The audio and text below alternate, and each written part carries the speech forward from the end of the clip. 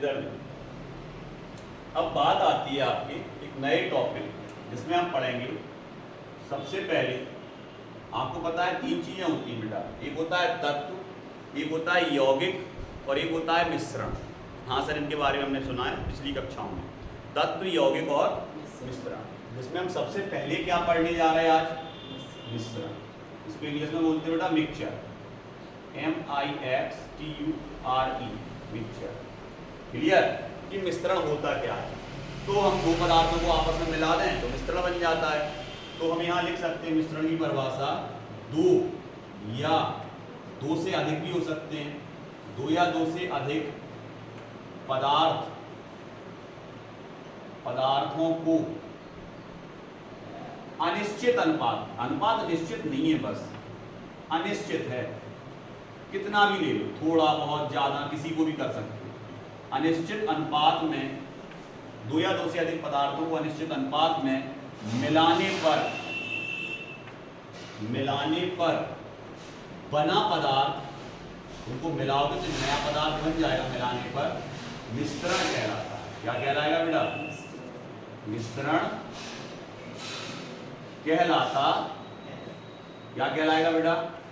मिश्रण कहलाएगा। तो जब आप दो या दो से अधिक पदार्थों को अनिश्चित अनुपात में मिलाओगे, अनिश्चित अनुपात में मिलाने पर बना पदार्थ मिश्रण कहलाता है। दो या दो से अधिक पदार्थों को मिलाया तो क्या बना बेटा? मिश्रण बना। अब मिश्रण के प्रकार होते हैं कितने? तो अगर हम बात करें मिश्रण के प्रकारों की, तो मिश्रण के दो प्रकार होते हैं बेटा। कौन कौन से सर? एक तो होता है सामांगी मिश्रण। सामांगी मिश्रण, एक तो सामांगी मिश्रण होगा बेटा। ये सामांगी मिश्रण क्या है? नंबर 1 तो सामांगी मिश्रण की अगर अपन बात करें तो इसमें जब दो या दो से अधिक पदार्थों को मिलाओगे और वो एक दूसरे में आसानी से मिल जाएं, आगे सुन, आसानी से मिल जाएं और पूरा पदार्थ कैसा लगे? ऊपर से नीचे तक पूरा एक सा दिखे, तो इस तरह का पदार्थ क्या कहलाएगा? सामांगी मिश्रण। जैसे हमने एक गिलास पानी लिया और उस एक गिलास पानी में हमने चीनी को घोला, शक्कर को घोला और घोल दिया अच्छे से, तो पूरा पानी एक समान रूप से कैसा हो जाएगा? मीठा। ऐसा नहीं है ऊपर कम मीठा हो और नीचे ज्यादा मीठा हो, पूरा ऊपर से नीचे तक एक समान रूप से कैसा हो जाएगा? मीठा। और जैसा ऊपर कलर होगा वैसे ही कहाँ आ जाएगा? अगर उसमें थोड़ा सा रंग डाल दें और मिला दें तो ऊपर से नीचे तक गिलास में कलर कैसा लगेगा? बिल्कुल एक समान लगेगा। आ गया समझ में? मतलब सामांगी मिश्रण की खासियत क्या है? तो सामांगी मिश्रण में क्या होता है बेटा कि इसमें जो पदार्थ होते हैं, जब पदार्थ एक दूसरे में, दो पदार्थों को मिला रहे, एक दूसरे में पूर्णतः मिश्रित हो जाएं। क्या हो जाए बेटा? मिश्रित हो जाएं, वह संपूर्ण पदार्थ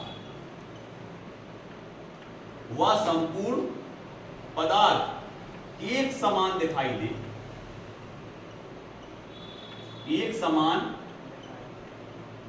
दे, तो पदार्थ क्या कहलाएगा? तो मिश्रण क्या कहलाएगा?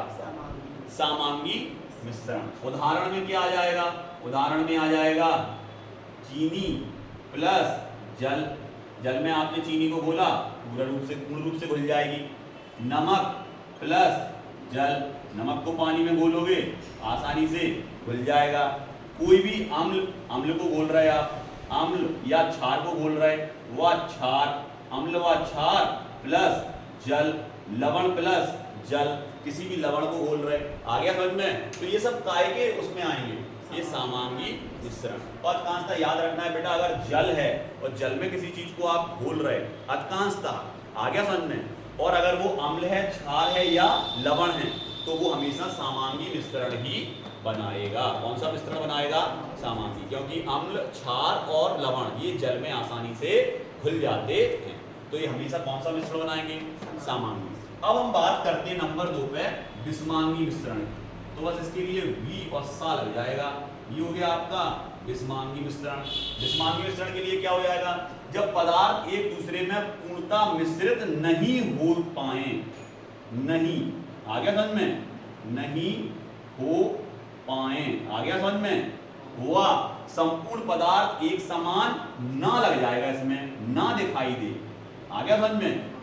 ना दिखाई दे, एक समान नहीं दिखेगा सब पदार्थ, ना दिखाई दे। इसमें घोलने वाले पदार्थ अलग अलग दिखेंगे, घुल तो जाएंगे लेकिन घोलने वाले पदार्थ अलग अलग दिखेंगे। तो इस तरह का जो पदार्थ जो मिश्रण बनेगा वो आपका क्या कहलाएगा? विस्मांगी मिश्रण। आ गया समझ में? तो इसमें जो आपके उदाहरण आएंगे वो काय में आएंगे? विस्मांगी मिश्रण में। अब विस्मांगी मिश्रण के फिर प्रकार होते हैं बेटा, विस्मांगी मिश्रण के भी क्या होंगे? प्रकार होंगे।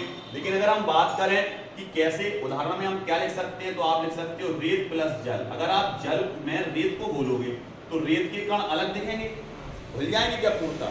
नहीं घुलेंगे। तो अगर अपन ने 1 गिलास पानी लिया, उस 1 गिलास पानी में अगर हमने रेत को घोला तो रेत के कण अलग दिखाई देंगे, बिल्कुल दिखाई देंगे सर, दिखाई देंगे। आगे समझ में? तो ये आपका कौन सा मिश्रण होगा? विस्मांगी। इसी तरह अगर आप मिट्टी को पानी में घोलना चाहें, मिट्टी को पानी में घोल रहे तो क्या घुल जाएगी? नहीं सर, अभी तो घुल जाएगी लेकिन थोड़े समय बाद मिट्टी कहाँ बैठ जाएगी? नीचे, और पानी कहाँ रह जाएगा? ऊपर। अलग अलग हो जाएंगे दोनों अपने आप। आ गया समझ में? लेकिन ऐसा क्या शक्कर के विलयन के साथ हो रहा था? शक्कर घोल दी माने घुल गई, ऐसा नहीं है शक्कर नीचे बैठ जाए पानी ऊपर आ जाएगा, नहीं। तो यहाँ पर आपको याद रखना है इस तरह का मिश्रण क्या कहलाता है? आपका विस्मांगी मिश्रण कहलाता है। क्लियर?